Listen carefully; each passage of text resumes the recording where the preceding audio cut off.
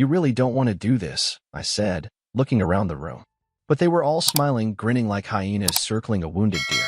Her mother, her father, her two sisters, and the piece of crap sitting at the edge of the sofa in a wrinkled hoodie, Brian, her little brother. The same guy who once borrowed my car and returned it with vomit in the back seat.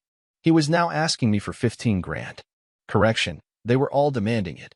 We took a family vote, her father said, as if this was the goddamn Supreme Court. And the majority believes it's the right thing to do. I glanced at my wife, Sarah. She didn't look at me. She just sat there, arms crossed, pretending her phone was the most interesting thing in the world. No support, no loyalty, no spine. Majority rules, her mother repeated with a smug little smile. It's how we do things in this family. I tilted my head. Oh yeah, I said, pulling a folded document from my jacket pocket. Then let's vote on something else. Silence. I threw the paper on the coffee table. It slid across and stopped right in front of Sarah. It was the private investigator's report. Photos, times, hotel receipts. And right at the top, subject, Sarah Daniels. Affair under investigation. The room exploded in chaos. Sarah shot up like someone lit her chair on fire. What the hell is this? Her dad stood too. Is this some kind of joke, Alex? Brian laughed nervously. Dude, this isn't cool. You want to talk about family decisions? I said, voice rising. Your daughter's been giving private tutoring sessions to her gym trainer while I was working 12-hour shifts to keep this roof over your heads. Sarah snatched the file off the table, flipping through it with shaking hands. Her eyes went wide. Real wide. She slammed it closed and looked at me like I was the villain. You hired a PI? Are you serious? UF asterisk asterisk asterisk Ed Kyle in the back of his Subaru. Yeah, I'm serious. More yelling. Her sisters started crying. Her mom said something about embarrassing the family, and her dad actually had the nerve to ask me to calm down. But I wasn't done. You voted, I said slowly, looking at each one of them. You voted to shake me down for money. And your daughter's been shaking someone else down behind my back. So let me return the favor. I walked to the TV stand, grabbed a second envelope. This, I said, holding it high, is a notarized motion for divorce, with evidence of infidelity attached. That means I get the house, the car, and full custody of our dog, Max. Sarah gasped. You're insane. No, I replied, stepping closer. What's insane is you thinking I wouldn't find out. What's insane is screwing Kyle during your lunch break, then texting me to pick up almond milk like we're still normal. Brian mumbled something under his breath. What was that? I snapped. He looked up, suddenly brave. You're just mad 'cause she finally got bored of you. I didn't hit him. But God, I wanted to. Instead, I leaned in close and whispered, when I refused to give your loser-ass money, you tried to humiliate me in front of everyone. Now look around. Who's humiliated now? Sarah was trembling. Not crying, not apologizing, just furious that she'd been caught. She clenched her jaw like she wanted to spit fire at me. You're ruining everything. You already ruined it, babe, I said. I just gave it a name. Then I left. I didn't slam the door. I didn't break anything. I just walked out, calm and silent, while chaos screamed behind me. Her family's little power play had just backfired in the most nuclear way possible. And it was only the beginning. It started with the gym bag. Sarah never used to care about the gym. When we first met, she hated sweating. She said treadmills felt like hamster wheels, and her idea of cardio was shopping at Target. But suddenly, 3 months ago, she became obsessed. She'd leave for Zumba at 6 a.m., come back glowing like she'd just seen Jesus, and start talking about core strengthening like she was prepping for the Olympics. At first, I was happy for her. I thought maybe she wanted to feel good again. I even bought her new workout clothes, surprised her with wireless earbuds. I was proud of her. Then she started showering before she got home. That was the first crack. I asked her about it, casually. She smiled and said the gym had upgraded their locker rooms. Luxury spa vibes, she joked. But her clothes were always too clean. Her hair too dry. Her perfume too strong for a woman who'd just been running laps. And then came the girls' nights. Every Thursday. Same outfit. Tight jeans, low-cut top, red lipstick she never used to wear. When I asked who she was going out with, she'd always say, you don't know them, just some girls from Pilates. I'm not an idiot. She never took Pilates. One Thursday, I waited up. She came home at 2:17 a.m., cheeks flushed, pupils wide. I was sitting on the couch, pretending to be half asleep. She jumped when she saw me. Jesus, Alex, you scared me. You're late. We lost track of time. I watched her as she kicked off her heels. She was walking funny. Not drunk. Just sore. You smell like cologne. It's a club, Alex. There's a lot of people. Something felt off. But I didn't want to accuse her. I didn't want to be that guy. The paranoid husband. So instead, I let it sit. I watched. I listened. I counted every lie she thought was a throwaway. 2 weeks later, I found the receipt, tucked inside her coat pocket. A hotel bar. 2 cocktails, a steak, a sweet. Her name was on the bill. I didn't say anything that night. I just went to bed and stared at the ceiling. My heart was racing. My fingers were numb, but my brain was already in motion. The next day, I hired a PI. His name was Rick. Older guy. Clean cut. Wore a windbreaker like he was in a 90s cop show. I gave him a photo of Sarah, a list of her routines, and a week's worth of, I think she's cheating fuel. He nodded once, took the folder, and said, I'll have something for you in 4 days. He had something in 2. Photos. Time-stamped. My wife, bent over the passenger seat of a black Subaru. A man with a six-pack and no morals had his hands all over her. Same guy she once mentioned, Kyle, her trainer. I didn't even remember his face until I saw him again, holding my wife's hips like they were his. The photo made my stomach turn. She looked happy. Really happy. I sat in my car that night, gripping the steering wheel so tight my knuckles went white. I didn't cry. I didn't scream. I just stared at that picture until the sun came up. I'd been played, used, lied to daily while she smiled and asked if I wanted chicken or salmon for dinner. That weekend was her mom's birthday, which meant dinner at her parents' place, an annual nightmare I usually drowned in wine. But this time, they had an agenda. Her loser brother Brian had just lost another job and wanted to start his own business. Translation: take my money and burn it. And that's how we got to the vote. They thought they were so clever. Corner me, guilt-trip me, bully me into funding Brian's weed shop or crypto scam or whatever dumb plan he was pretending was genius.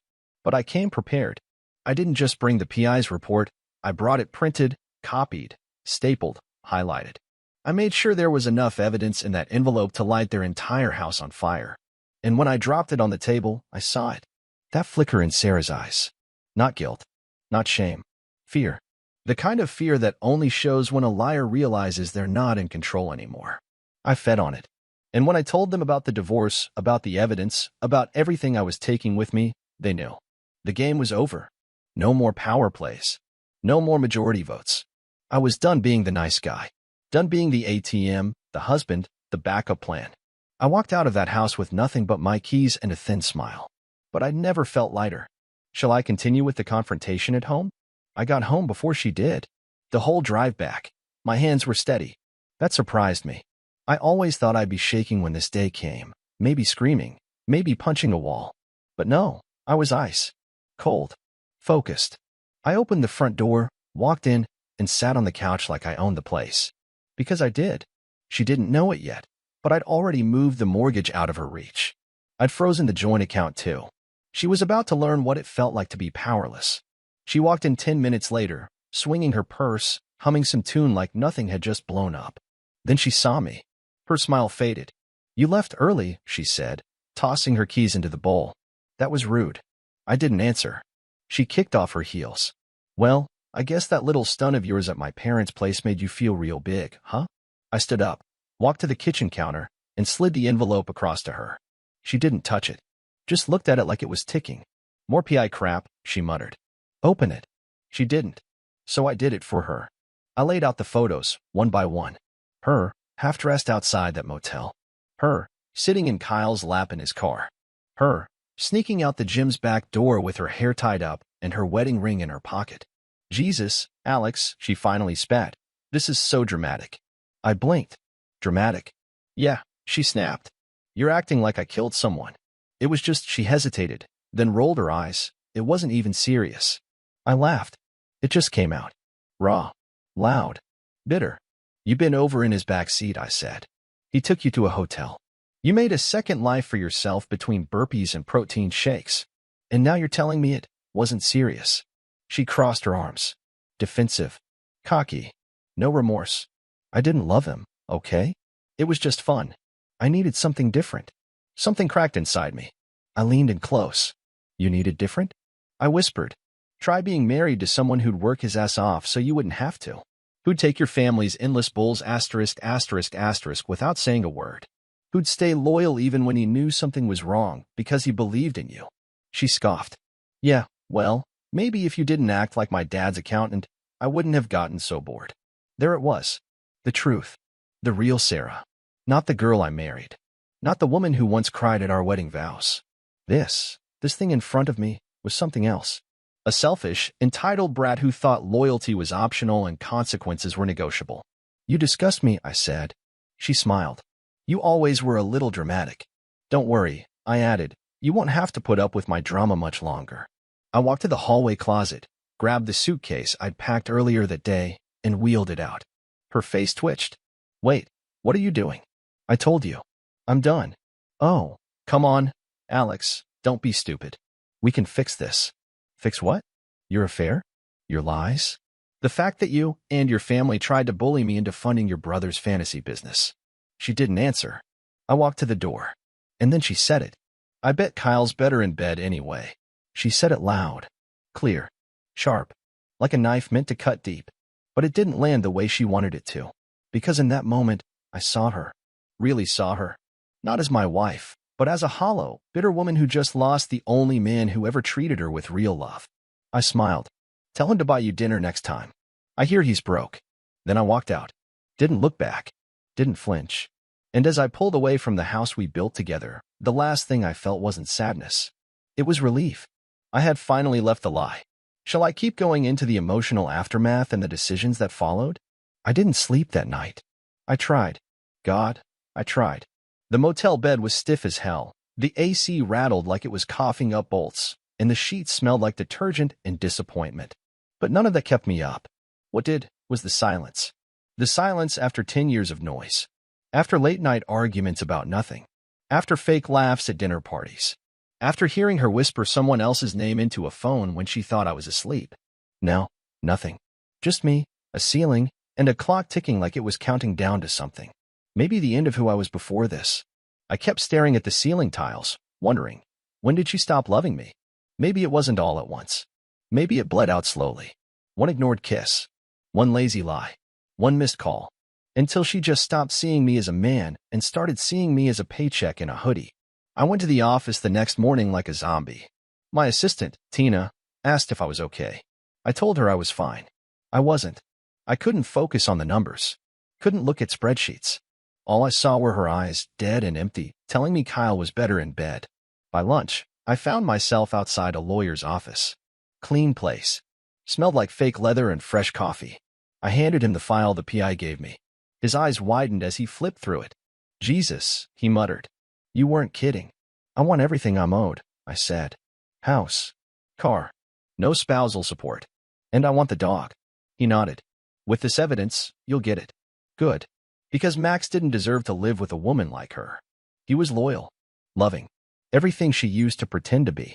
I drove back to the house 3 days later. She wasn't supposed to be home, but she was. Kyle's car wasn't in the driveway, so I assumed maybe they had a fight. Or maybe he bailed now that she didn't have the safety net of a husband. He got what he wanted. That's what parasites do. She opened the door before I could knock. Her eyes were red. She looked like she hadn't slept either. Can we talk? No. Alex, please. I didn't move. I didn't answer. Just 5 minutes, she begged. I pushed past her and walked straight to the bedroom. I knew what I came for. Some clothes. My grandfather's watch. A framed photo of Max and me at the lake. Everything else could burn. She followed me down the hall like a ghost. You're really going through with it? I didn't answer. I was stupid, she whispered. It didn't mean anything. Stop saying that. What? That it didn't mean anything. You risked everything for him. You told him things you never told me. You smiled in those pictures in ways you stopped smiling at me years ago. Don't insult both of us by pretending it was nothing. She started crying. Real tears. Loud ones. I didn't care. You just walked away, she sobbed. Like I meant nothing to you. I turned to her, dead in the eyes. You lied to me for months. You stripped every ounce of trust from this marriage. And when I needed you, when your family tried to corner me for money, you sat there and watched. You walked away first. You just never had the balls to do it out loud. That shut her up. She stood there, breathing heavy, mascara running, but I saw it, deep down, beneath all the fake regret. She was pissed I didn't come crawling back, that I didn't beg her to stay, that I made the decision for both of us. That was always the problem with her. She wanted power, but not responsibility. She wanted freedom, but not consequences. I zipped up my duffel bag and headed for the door. Max's leash was hanging by the coat rack. She didn't stop me. I turned one last time. "You'll regret this," I said quietly. "Not because you lost me, but because you lost the only man who ever stayed when he should have run." And then I walked away again. Only this time, it felt final. Should I continue with what happened after the divorce started and how life began to shift for me? The day the divorce papers were served, she called me 37 times. I didn't answer once. She tried texts next. Paragraphs that swung between rage, desperation, and manipulation. One second it was, "You're really doing this? After everything?" And the next it was, "You'll be nothing without me." Funny. I was already starting to feel like something again. I didn't feel free yet, but I felt cleaner. Lighter. Like I'd finally dropped a weight I didn't even know I'd been carrying. I moved into a 2-bedroom apartment downtown, nothing fancy, but it had clean floors, working locks, and no perfume on the pillow. Max adjusted fast. Dogs always know. He stuck close to me, almost as if he could sense I needed him more than ever. I started running. Every morning, at sunrise. I'd never been a runner, but something about the pounding of my feet on pavement gave me peace. Clarity. Something Sarah never gave me in those last years. One morning, about 3 weeks in, I ran past Kyle. Yeah, Kyle. He was outside a gas station, leaning against his car, shirt off, talking to some girl who couldn't have been older than 20. I slowed down just long enough to see his busted front bumper and the stain on his gym shorts. Our eyes met. He smirked like a high school quarterback who peaked too early. "Hey," he said, cocky. "Tell Sarah I said hi." I didn't say a word, just kept running. But the next day, I called my lawyer and asked him to push forward with the asset freeze. If Kyle thought he was still a factor in her life, he was about to learn what it felt like when the money dried up. Because Sarah? She didn't work. She never had to. She was my full-time dependent with an expensive taste for brunch and online shopping. But that was over. 2 weeks later, she sent her sister to ask for a talk. I met her in a public cafe. No privacy. No drama. She showed up with sunglasses on, like she was the victim in a soap opera. "Sarah's not doing well," her sister began. "She's been crying every day. She says you're destroying her." Did she cry when she was riding Kyle? Silence. Thought so. Her sister took a shaky breath. "Look, she made a mistake. But you guys had 10 years together. Doesn't that count for something?" "It does," I said. "It counts as a decade of lies, manipulation, and pretending. And I'm not doing it anymore. Alex, she's really sorry." "No. She's really caught." I got up, tossed some cash on the table, and left before I could say more. Because the truth was, I wasn't angry anymore. I wasn't hurt. Not in the way I expected to be. What I felt was distance. Like that whole life had happened to someone else. That night, I poured myself a glass of bourbon, sat on the balcony with Max at my feet, and just listened to the city hum around me. It hit me then. Really hit me. I survived her. Not just the betrayal. Not just the lies. I survived her. All of it. Her games. Her cold shoulder. Her fake apologies. I walked through hell, and I didn't burn. I walked out cleaner than I went in. And now, I had one job left. Make sure no man ever falls for the same mask I did. Shall I continue with how I moved on? What changed in my mindset? In the final closure moment? I didn't start dating right away. Honestly, the idea of another woman near me made my skin crawl. I wasn't bitter. I was just wiser now. More cautious. I learned the hard way that someone can say they love you every day for years and still be planning an escape the whole time. Trust is like glass. And Sarah didn't crack it. She drop-kicked it off a rooftop. So, I focused on rebuilding. I got back into cooking. Real food. Not frozen dinners or takeout bags. Max became my unofficial sous chef, always watching, tail thumping whenever he smelled meat. I rediscovered music, vinyl, mostly. Old stuff. Real stuff. And I started writing again. Not poetry or anything dramatic. Just thoughts. Bits of memory. Things I never got to say when I was too busy trying to keep the peace. Sometimes I'd catch myself laughing. Alone. At something dumb. And I'd pause surprised. I hadn't laughed in months. Maybe years. That's when I knew. I wasn't just healing. I was coming back to life. I ran into Sarah again, eventually. Not planned. Not dramatic. Just a grocery store on a rainy Thursday. She was in the wine aisle, hair tied up, wearing that same green jacket I bought her on our 4th anniversary. The one she said made her feel like a woman who reads French novels. Funny. She never read anything except Instagram captions. She spotted me before I could turn away. Alex, she said. Like my name still belonged to her. I nodded. You look good, she added, eyes scanning me like she was trying to calculate if I was doing better without her. Spoiler. I was. Thanks, I said. You look busy.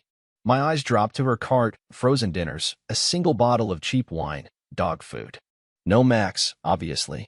Just a new name, probably. A new leash. I miss you, she blurted. That stopped me. Not because it touched me, but because it was so Sarah. No apology. No ownership. Just a reach. A hook. Like she still believed she had a line into my heart. I didn't smile. You miss what I gave you, I said. Not me. Her face fell. But I kept going. You miss the man who forgave your tantrums, paid your bills, covered for your family's messes, and loved you even when you didn't deserve it. She looked like she wanted to argue, but I didn't give her the chance. Take care, Sarah. And just like that, I walked away.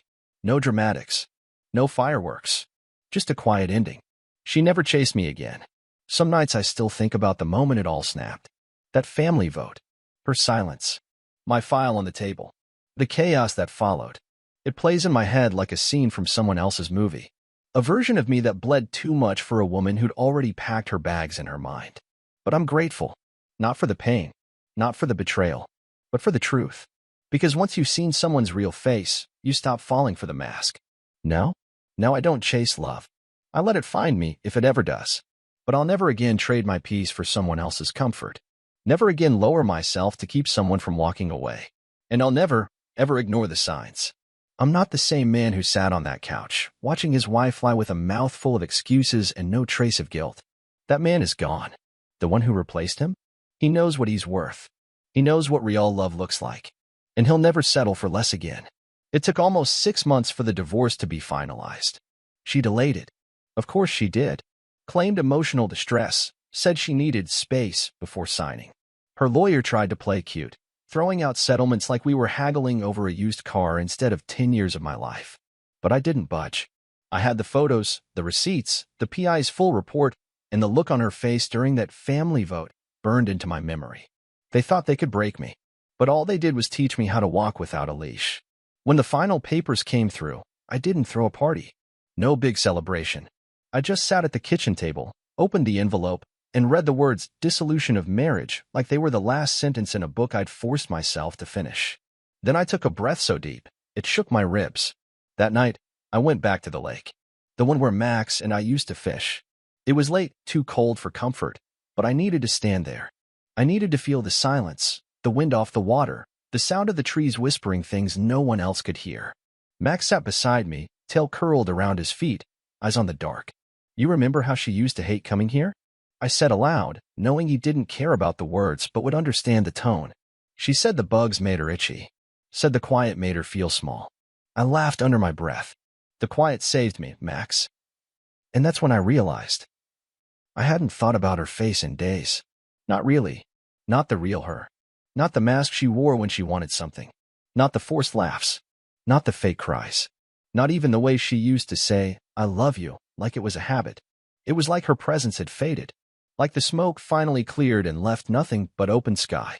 I met someone new a few months later. Not in the way movies romanticize it. No spilled coffee, no locked eyes from across the room. Just a bookstore.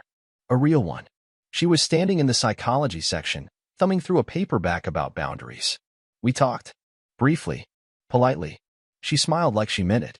And when I asked if she came there often, she laughed and said, wow, that was almost charming. Her name was Julia. We didn't go out right away. We talked first. For weeks. Calls. Messages. Walks with our dogs. Nothing rushed. Nothing fake. She didn't ask about Sarah. I didn't volunteer. Eventually, I told her. Not the full mess, but the parts that shaped me. The betrayal. The lies. The way I lost myself in trying to keep a woman who didn't want to be kept. She listened. Quiet. No judgment. Just understanding. And when she finally spoke, she didn't say, I'm sorry. She said, "That must have hurt like hell." That's how I knew she was different.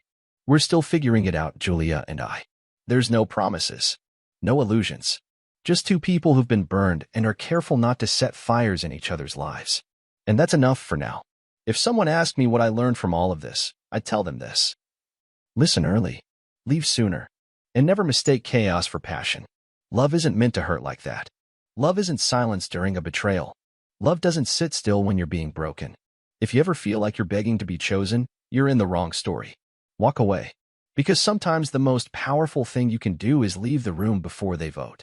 And bring the match with you. The day I truly knew it was over wasn't when the papers were signed, or when I left the house with Max, or even when I saw her at that grocery store trying to claw her way back into my life with crocodile tears and a shopping cart full of regrets. It was the night I slept and didn't dream about her. No memories. No arguments. No what-ifs. Just quiet. Peaceful, undisturbed sleep. I woke up with the sun on my face, Max curled up by my feet, and a strange, powerful stillness in my chest where the war used to be. That's when I realized I hadn't lost a wife. I'd lost an illusion. And in return, I found myself. So if you're reading this, if you're in the middle of it, questioning your worth, watching someone chip away at your dignity piece by piece, don't wait for the explosion. Don't sit through the lies, hoping they'll somehow turn into truth. If she's cheating, lying, disrespecting you in public and in private, that's not your wife. That's a stranger wearing her face. Walk, even if it breaks you at first. Because one day, sooner than you think, you'll look in the mirror and see him again. The man you were before her. The man who gave too much. Who tolerated too long. Who bent so far, he almost snapped. You'll see him. And you'll nod. Maybe smile a little. And say, there you are. And if you're lucky, someone new might come along, not to fix you, not to save you, but to meet you in the middle, with open hands and no hidden daggers. But even if she doesn't, you'll be good. Because peace? Peace is worth more than a ring. Peace doesn't cheat. Peace doesn't vote against you in your own goddamn living room. And peace always wins in the end.